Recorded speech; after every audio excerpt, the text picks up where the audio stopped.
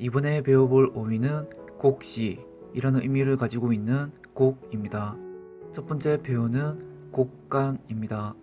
여기서 곡은 곡식, 간은 사이, 풀어서 이해하면 곡식이 사이사이에 있는 곳, 즉 곡식을 보관해 두는 곳이라는 의미가 됩니다. 간을 공유하는 단어를 추가로 알아보겠습니다.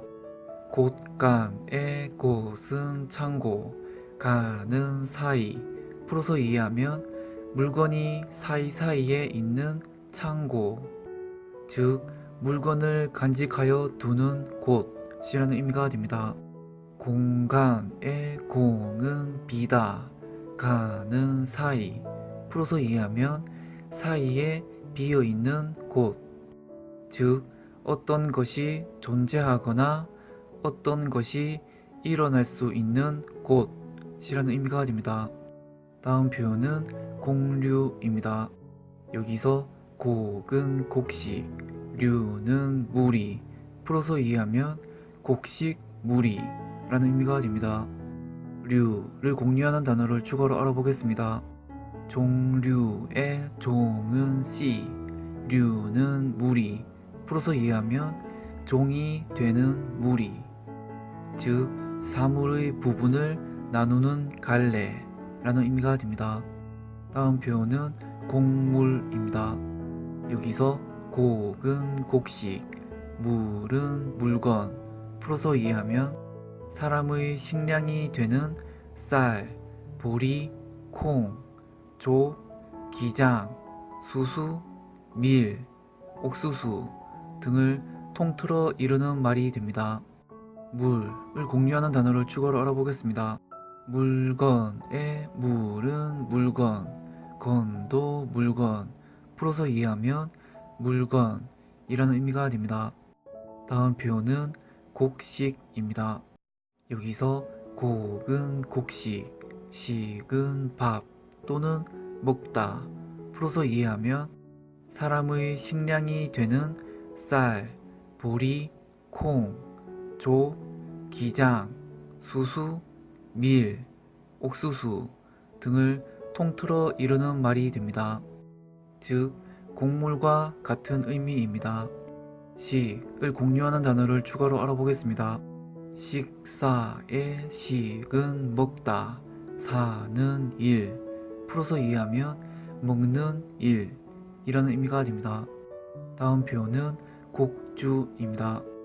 여기서 곡은 곡식, 주는 술, 풀어서 이해하면 곡식으로 만든 술이라는 의미가 됩니다. 주를 공유하는 단어를 추가로 알아보겠습니다. 맥주의 맥은 보리, 주는 술, 풀어서 이해하면 보리로 만든 술이라는 의미가 됩니다. 다음 표현은 곡창지대입니다. 여기서 곡은 곡식, 창은 창고, 지는 땅, 대는 띠, 풀어서 이해하면 곡식 창고와 같은 띠를 두른 땅, 즉 곡식이 많이 나는 지대라는 의미가 됩니다. 창을 공유하는 단어를 추가로 알아보겠습니다. 창고의 창은 창고, 고도 창고, 풀어서 이해하면 물건이나 자재를 저장하거나 보관하는 건물이라는 의미가 됩니다. 지를 공유하는 단어를 추가로 알아보겠습니다. 지역의 지는 땅, 역은 지경, 풀어서 이해하면 일정한 범위의 토지나 공간 영역이라는 의미가 됩니다. 대를 공유하는 단어를 추가로 알아보겠습니다. 일대의 일은 하나, 대는 띠, 풀어서 이해하면 하나의 띠를 두른 곳, 즉 일정한 범위의 어느 지역 전부라는 의미가 됩니다. 주로 남부 지방 일대, 동북부 일대 등의 표현으로 사용합니다. 여러분 혹시 전 세계 기준으로 3대 곡식이 무엇인지 아십니까? 쌀과 밀 그리고 옥수수입니다. 이 중에서 생산성이 가장 높은 곡식은 바로 옥수수입니다. 옥수수 하나를 심으면 수백 개의 옥수수 알갱이를 얻을 수 있습니다. 또한 어떤 땅에서도 어떤 기후에서도 잘 자라는 특징이 있습니다. 영화 인터스텔라에 인류 최후의 작물로 옥수수가 나오는 데는 다 그만한 이유가 있었습니다.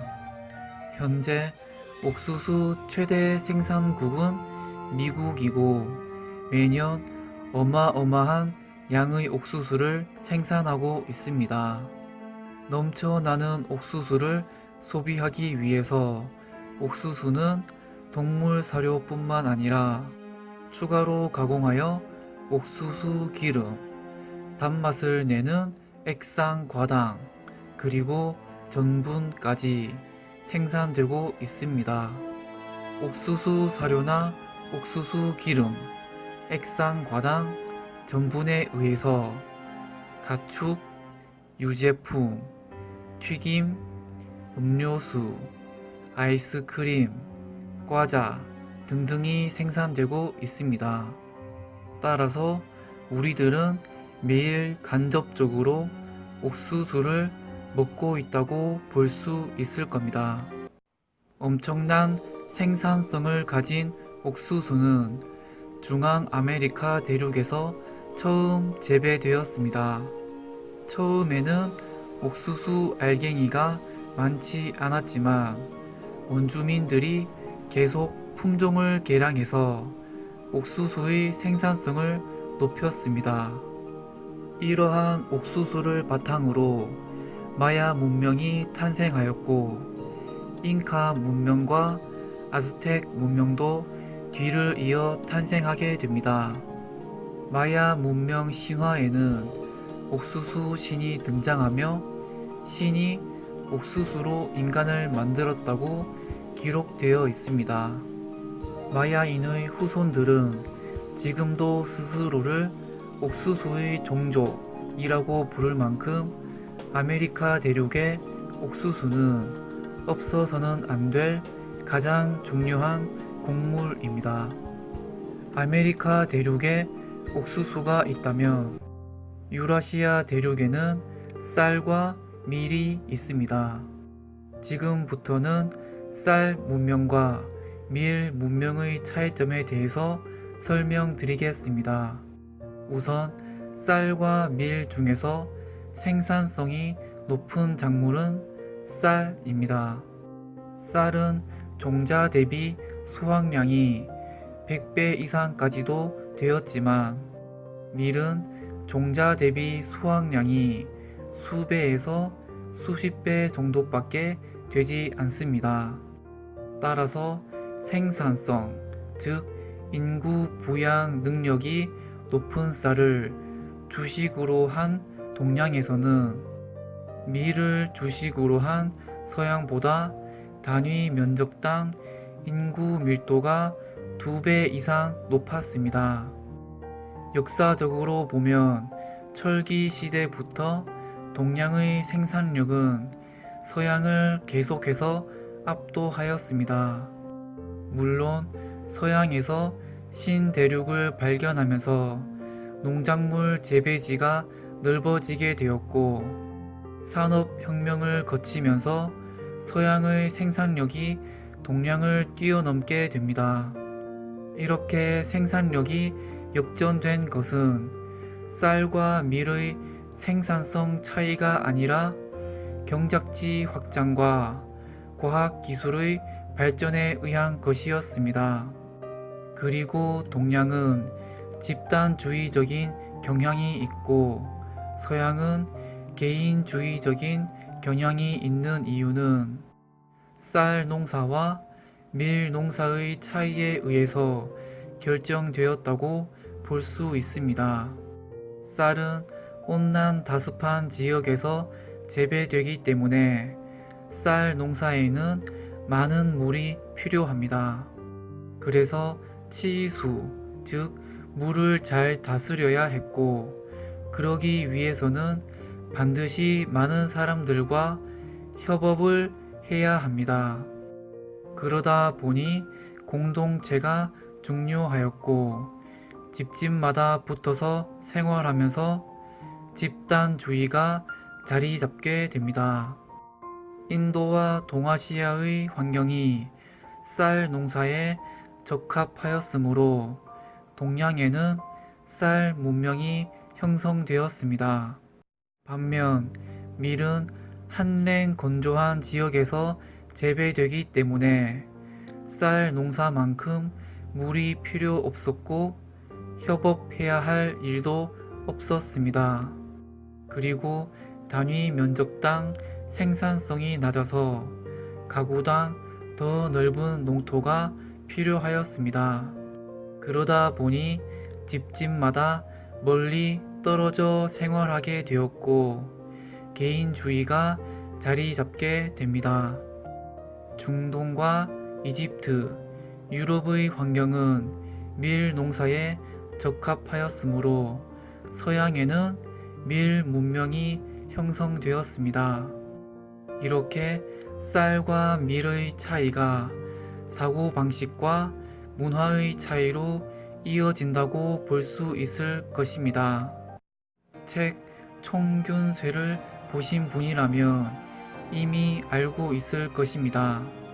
우월한 민족, 열등한 민족, 민족성 등은 정해져 있지 않습니다. 노예나 식민지 통치를 정당화하기 위해서 만들어진 잘못된 논리입니다. 어차피 유전적으로 크게 차이 없는 같은 호모 사피엔스입니다. 사고 방식이나 문화는 각 민족별로 처한 다른 환경의 영향을 받아서 만들어진 것이므로 환경이 바뀌면 당연히 사고 방식이나 문화도 바뀌게 되어 있습니다. 그리고 사람에게는 환경을 어느 정도 바꿀 능력 또한 가지고 있습니다. 사람이 환경을 만들고 환경이 사람을 만든다고 저는 생각합니다. 이는 큰 집단뿐만 아니라 개인에게도 적용될 수 있는 말입니다. 참고로 여기서 말한 환경은 자연 환경에 국한된 것이 아니라 정치, 경제, 사회 등 사람과 관련된 모든 환경을 포괄한 의미로 사용하였습니다. 다들 더 좋은 환경을 만들기 위해서 노력하셨으면 합니다. 한글어휘가 지속 가능하도록 좋아요와 구독 부탁드립니다.